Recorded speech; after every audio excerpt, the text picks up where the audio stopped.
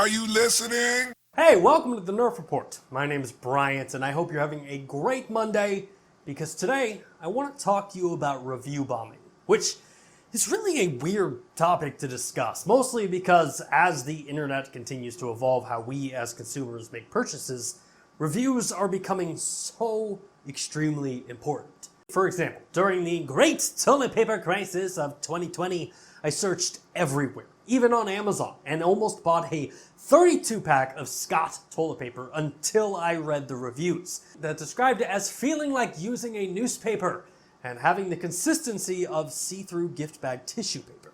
My point is, reviews are incredibly important.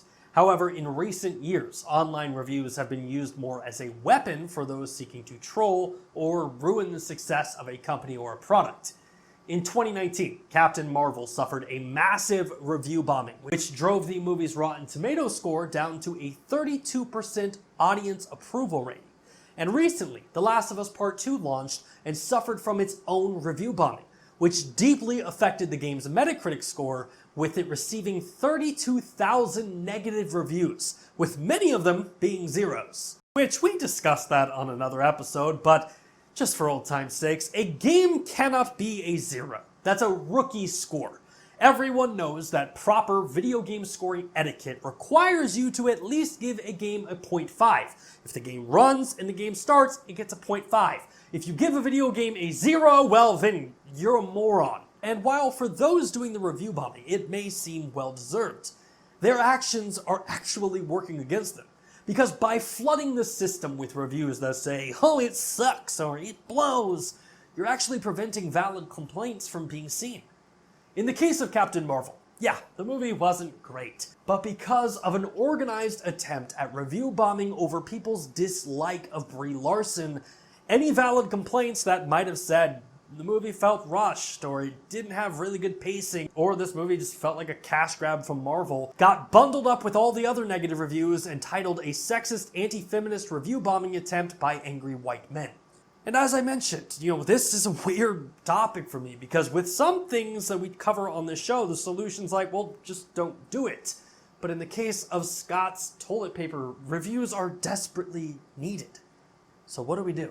Do we begin to require a proof of purchase to write a review? Should sites like Metacritic add a "how long did you play the game for" section to all reviews? Or do we just accept the fact that user scores will always be flawed? And maybe we should instead just trust the critic reviews instead? Well, one thing that might curb future review bombings is a step that Metacritic took with Ghost of Tsushima. In fact, with Ghost of Tsushima, Metacritic prevented user-reviewed scores until after the game launched, and included a message that said, please spend some time playing the game. Come back to review it starting at 12 p.m. Pacific Standard Time on July 18th. And for the most part, this seems to have helped, because as of the time of filming this, Ghost of Tsushima has received 209 negative reviews compared to the 3,463 positive reviews. But at the end of the day, I don't know if I really have an answer on how to fix this. And I'm interested to see where you all land on this. Should we change the process of how things are reviewed online? Like, the Metacritic change is a step forward in the right direction, but it really doesn't do much other than make it inconvenient to review bomb something. It's like if an angry mob showed up to your front door and you're like, ooh, sorry, protesting isn't allowed until after 1 p.m. So we can't protest? I'm afraid not. Right. Well, I guess we'll just wait until the protest starts. Who brought snacks? Hey, thanks again for checking out our channel. If you like what you saw and you want to see more content just like it, go ahead and hit that subscribe button. And while you're down there, make sure to like this video. Because if you don't, well, the internet's going to explode.